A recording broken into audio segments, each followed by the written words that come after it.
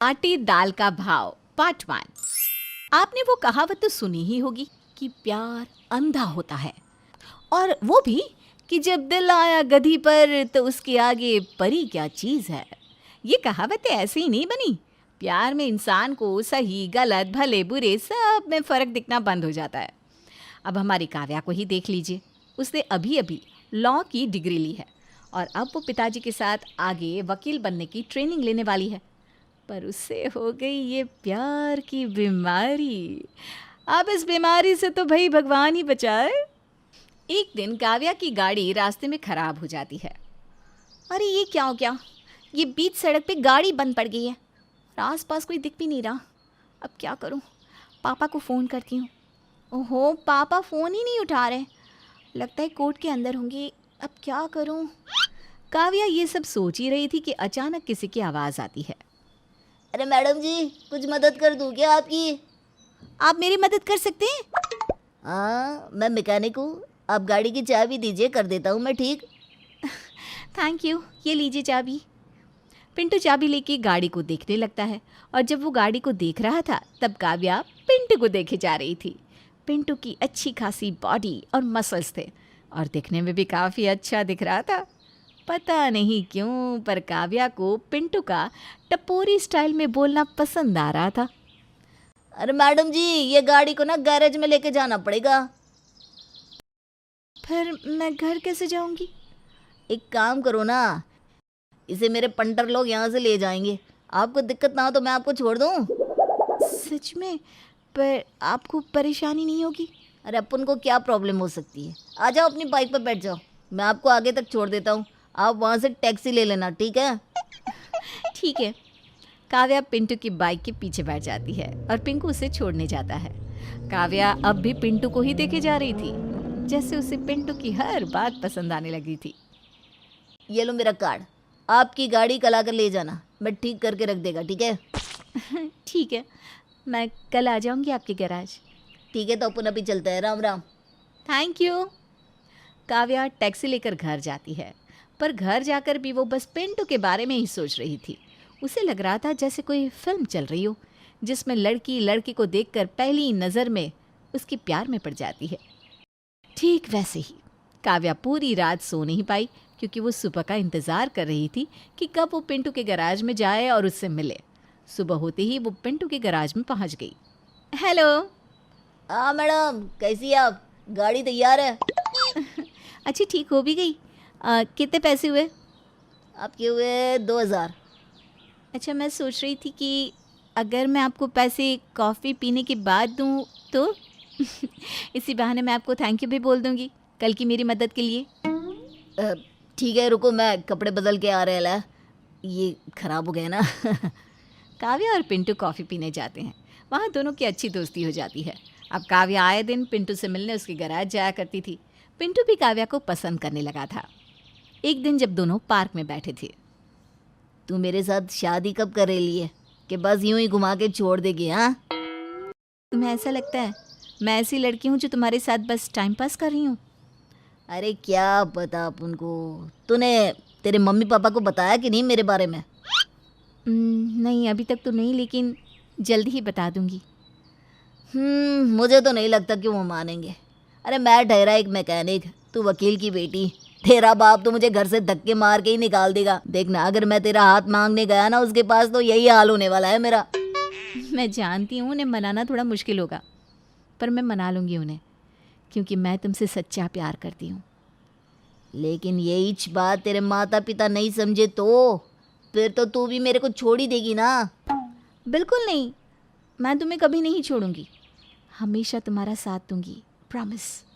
काव्या पिंटू के लिए बहुत ज़्यादा गंभीर थी, लेकिन जब उसने पिंटू को अपने माता पिता से मिलवाया तो उसके माता पिता को तो बिल्कुल भी पसंद नहीं आया पिंटू। तुम पागल हो गई हो क्या काव्या? इस लड़के से शादी करनी है? जरा देखा इसे, गौर से देखो। ये गवार जिसे कपड़े पहनने का भी ढंग नहीं है, खड़े रहने का ढंग नहीं है, कोई बैकग्राउंड नहीं है। तुम इसे अपना जीवन साथी बनाना चाहती हो? पर पापा, मैं पिंटू से सच्चा प्यार करती हूँ। जब शादी के बाद आटे दाल का भाव पता चलेगा ना, तब ये सच्चा प्यार व्यार सब भूल जाओगी तुम, समझी? तुम एक पढ़ी लिखी लड़की होकर इसके साथ रहना चाहती हो? तुम्हारे आगे तुम्हारा पूरा करियर पड़ा है काव्या। तुम आगे चल के वकील बनने वाली हो। क्या कहोगी सबसे कि मेरा पति मैकेनिक है? ये लड़का तुमसे प्यार नहीं करता, बस तुम्हें गुलाम बना के काम करवाएगा अपने घर के। तुम्हारी जिंदगी खराब कर देगा। बस पापा, आपको कोई हक नहीं है पिंटू के बारे में कुछ भी बोलने का। वो मुझसे बहुत प्यार करता है।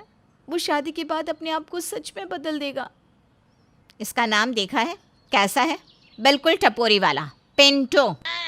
तुम प्यार में पागल हो गई हो काव्या। तुम्हें अपना भला बुरा कुछ दिख नहीं रहा इस टपोरी के सामने।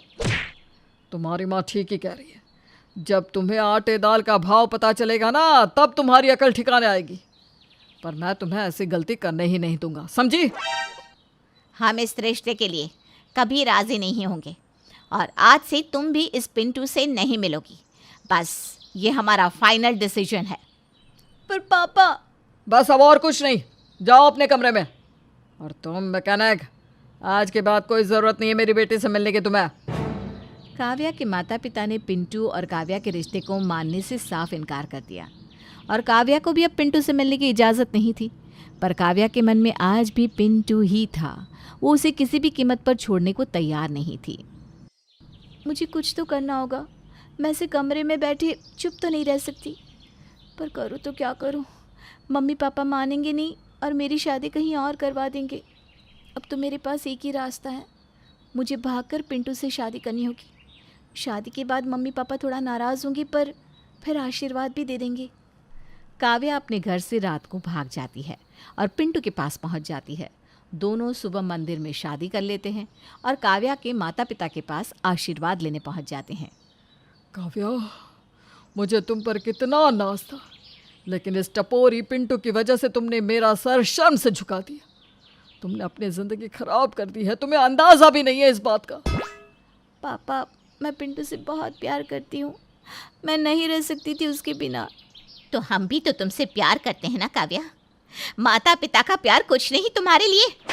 छोड़ो, कुछ मत कहो कावेरी से। इसकी आंखों पर तो अंधे प्यार की पट्टी चढ़ी है। इसे ना कुछ दिखाई देगा ना सुनाए। पर मेरी बात याद रखना काव्या, अब तुम्हें सच में आटे दाल का भाव पता चल ही जाएगा। हाँ, और तब तुम्हारे पास पछतावे के अलावा और कुछ नहीं बचेगा। काव्या के माता पिता ने दोनों को आशीर्वाद नहीं दिया और काव्या को घर से चले जाने को कहा। पिंटू और काव्या पिंटू के घर चले गए, जहाँ पिंटू की माँ पिंटू के साथ रहती थी। काव्या ने अपने माता पिता की बात ना मानकर पिंटू, जो एक मैकेनिक है, उससे भागकर शादी कर ली।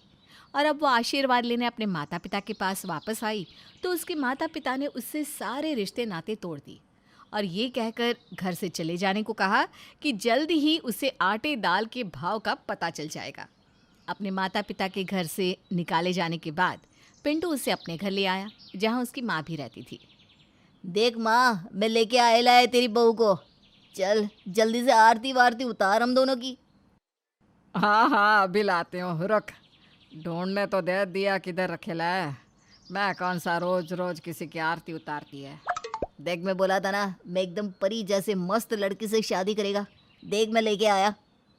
हाँ, तो तू भी तो किसी से कम थोड़ी ना है। मेरा मुन्ना एकदम झकास हीरो लगता है, हीरो। चल आजा, अंदर आजा। अब आरती की थाली नहीं मिल रही है मेरे को। अरे चल ना, क्या फ़र्क पड़ता है, आजा। अच्छा किया तू बहू लेकर आ गया। अब मैं कोई काम नहीं करेगी, बस आराम करेगी। ए बहू, करेगी ना मेरी सेवा? जी माँ जी, मैं पूरी कोशिश करूँगी। चल काव्या, तू अंदर जा करके, मैं ज़रा आता है अपने दोस्तों से मिलके। इस वक्त? आज ही तो हमारी शादी हुई है, थोड़ी देर तो मेरे साथ बैठो। अरे आज अपन को पार्टी देने का है अपने पंटर लोग को, तो जाना तो पड़ेगा ना। तू आराम कर, मैं आता है ना थोड़ी देर में। पिंटू शादी के पहले ही दिन काव्या को छोड़कर अपने दोस्तों के साथ पार्टी करने चला गया और जब वो देर रात को घर लौटा तब पूरी तरह नशे में धुत था। ये क्या पिंटू, तुम शराब पी कर आए हो और वो भी इतनी ज़्यादा कि खड़े भी नहीं हो पा रहे हो।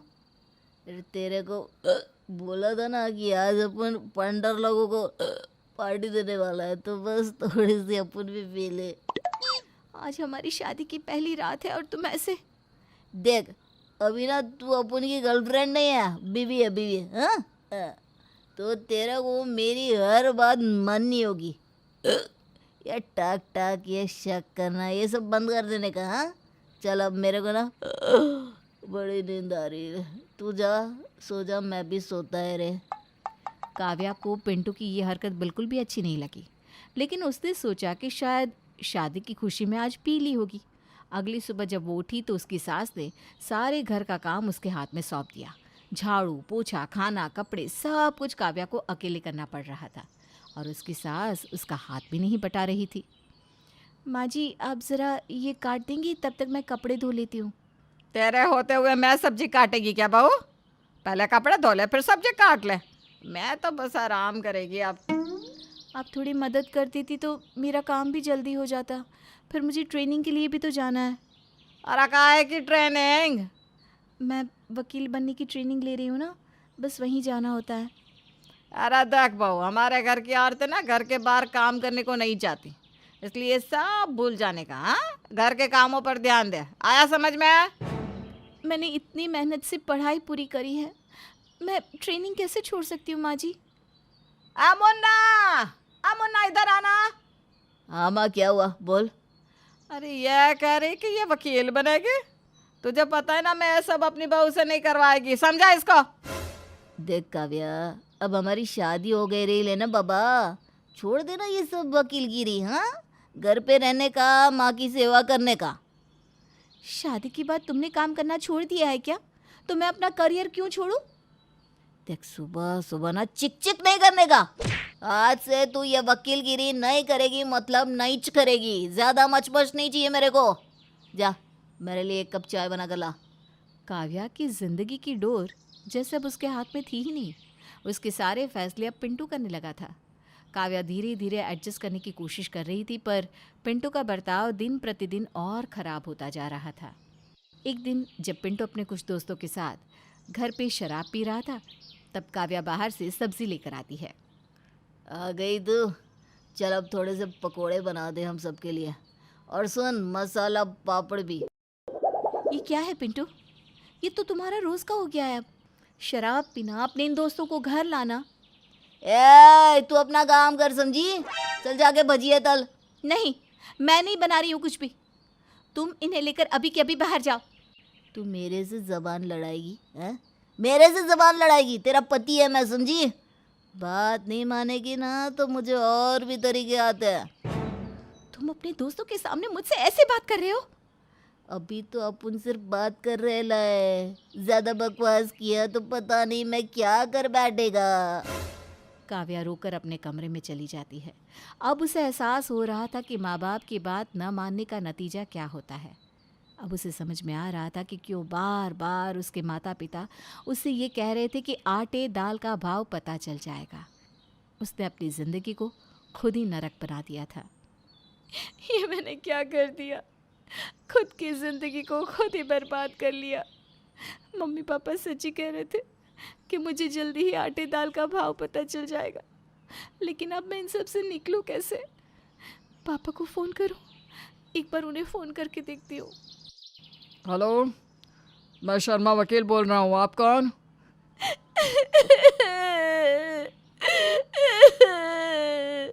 काव्या, काव्या, ये तू है ना बेटा? कैसी है बेटा, तू ठीक तो है? मुझे माफ कर दीजिए पापा, मैंने आपकी बात नहीं मानी। I am sorry. कोई बात नहीं बेटा, अब रो मत।